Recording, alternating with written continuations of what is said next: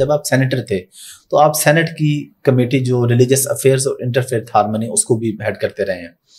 کیا وجہ ہے کہ ہمارے ملک میں آج تک لوگوں میں وہ تحمل وہ محبت پیدا نہیں ہو سکی؟ فرقہ واریت ابھی بھی اسی طرح ہے.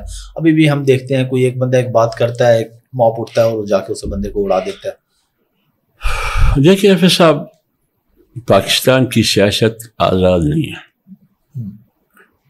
نہ جمہوریت آزاد ہے, نہ پاکستان کی سیاست آزاد ہے, نہ پاکستان کے سیاستدان فیصلوں میں آزاد ہے.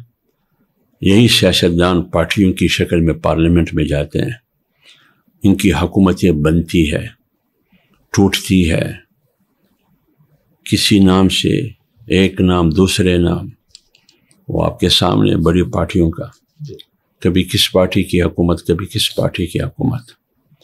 یہ غیبی مدد کے بغیر نہیں آتا. ٹھیک ہے, ان کی حکومتیں.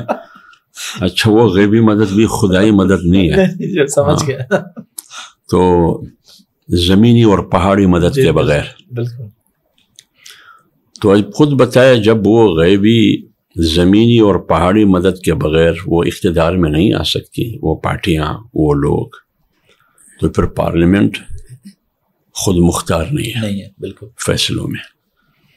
اس لیے پارلیمنٹ میں اگر آپ دیکھتے ہیں وقتاً فوقتاً ایسی قانون سازی ہوتی ہے جس سے یقین ہوتا ہے کہ یہ سیاستدانوں اور پارلیمنٹ کے اختیار میں نہیں ہے, کہیں اوپر سے ٹھیک ہے دباؤ میں یہ قانون سازی ہو رہی ہے. ٹھیک ہے, جیسے ابھی 26ویں یعنی ترمیم آپ کے سامنے گزری, اس سے پہلے جو مسودہ آیا, راتوں رات ایک ہی گھنٹے میں آپ ایک مسودے کو پاس کرنے جا رہے ہیں, اور ان کے پاس مسودہ ہے بھی نہیں. جو مسودہ ہے بھی نہیں.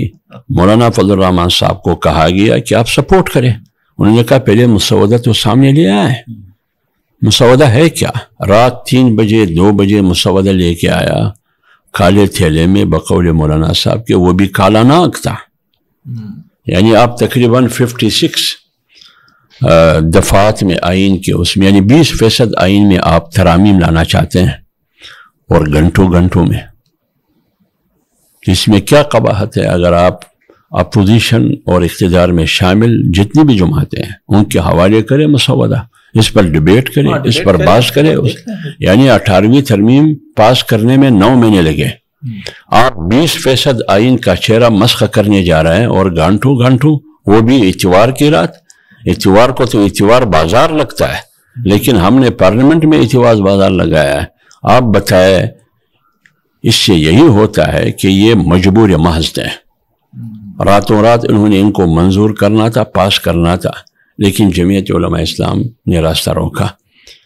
اس 56 آرٹیکلز میں یا دفعات میں جو ترامیم مولانا چاہتے تھے, اس کو گٹھا کر 22% میں لے کے آیا, جس کی منظوری ہوئی اکثریت پارلیمنٹرین نے بشمول PTI کی. وہ آن بورڈ تھے ہمارے, اور وکلا برادری سپریم کورٹ کے بار جتنے بھی تھے سب نے اپریشیٹ بھی کیا, کیونکہ اس میں سے جو منفی چیزیں تھیں, جو خطرناک چیزیں تھیں, جس کا تعلق انسانی حقوق کی پامالی سے تھا, آرٹیکل 8, جی بالکل, یا ملٹری کورٹ سے تھا اس کا تعلق, یا ججز کی عمر کے ساتھ ان کا تعلق تھا, یا ٹرانسفر پوسٹنگ, جیسے کلرک آپ ٹرانسفر کرتے ہیں پسند اور ناپسند کی بنیاد پر, تو آپ ججز کو اس طرح بکھاؤ مال سمجھ کر, بیڑ بکری سمجھ کر, یہ اس قسم کی ترامیم آپ کرنا چاہتے تھے.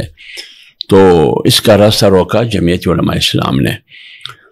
تو اس لیے کہنے کا مقصد یہ ہے, میں ریلیجیس افیئر کمیٹی کا چیئرمین رہا, لیکن بہت سی چیزیں ایسی ہیں کہ آپ چاہتے ہیں, لیکن جب آپ اکثریت میں نہیں ہے پارلیمنٹ میں تو وہ آپ نہیں کر سکتے ہیں, لیکن کوشش آپ کریں گے. مثلا میں آپ کو ایک مثال دیتا ہوں, رؤیت ہلال کمیٹی ہے ملک میں ہے نا, جی بالکل, یہ غالباً 1974 کا یا 76 یا 74 کا ایک قرارداد ہے, اس کے نتیجے میں یہ رؤیت ہلال کمیٹی وجود میں آئی ہے.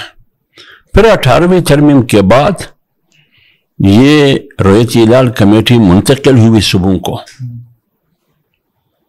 منتقل ہوئی, یعنی یہ صوبوں کا میٹر رہا.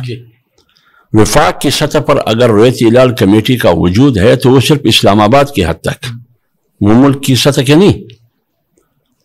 اور دوسری بات یہ کہ رویت ہلال کمیٹی، ہو سکتا ہے مجھ سے کوئی ناراض ہو جائے، لیکن ناراض نہ ہونا، کوئی بھی ناراض نہ ہو جائے، کسی کی حیثیت پر میں تنقید نہیں کرتا. اس وقت بھی میں نے جب میں ریلیجیس افیئر کمیٹی میں تھا، ریلیجیس کمیٹی میں، تو میں نے یہ اٹھایا بھی، آج بھی ریکارڈ پر موجود ہے، کہ اس کو ہم ایک آئینی فریم ورک دے دیں، ٹھیک ہے، آئین کا حصہ بنا دیں.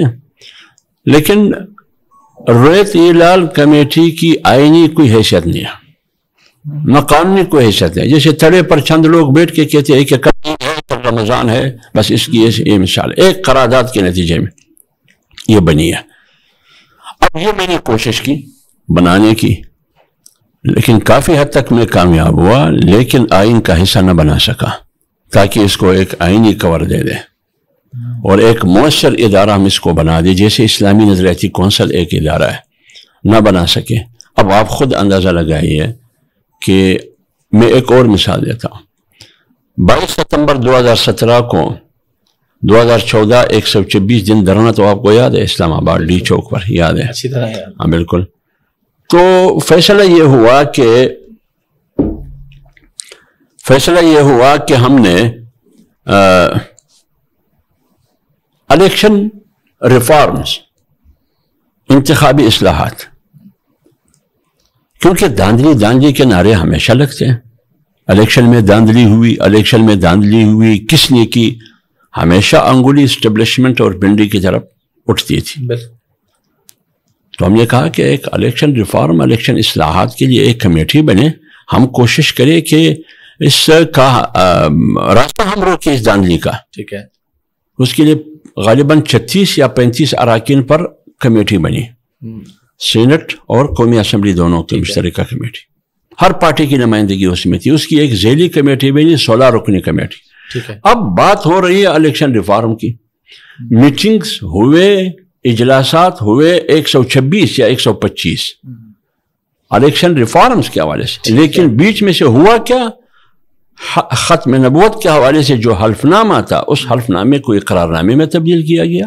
بعد میں جب پتہ چلا تو 7B اور 7B جو اصل کلازز ہے، جو عقیدہ ختم نبوت کے لیے ایک گارنٹر کی حیثیت رکھتا ہے قانون کے میدان میں، اس کو بھی بیچ میں سے نکال دیا تھا. آپ کو یاد ہوگا جب خادم رضوی صاحب اسلام آباد آئے تھے، اللہ ان کی مغفرت کرے، تو اس انتخابی اصلاحات کی آڑ میں آپ حلف نامے کو اقرار نامے میں تبدیل کرتے ہیں ختم نبوت کی، اور آپ اس قوانین کو بھی نکال دیتے ہیں. کیوں؟ کیا مجبوری تھی آپ کی؟ پھر آپ کو یاد ہوگا یہ بات اسلام آباد ہائی کورٹ تک بھی چلی گئی، راجہ ظفر الحق وہاں پیش ہوتے رہے، کیونکہ وہ قائد ایوان تھا سینٹ میں. تو اس سلسلے میں سب سے پہلے میں کھڑا ہوا سینٹ میں کہ مجبوری بتائیے کہ بات الیکشن ریفارمز کی ہے، مسودہ الیکشن ریفارمز کی، انتخابی اصلاحات کی.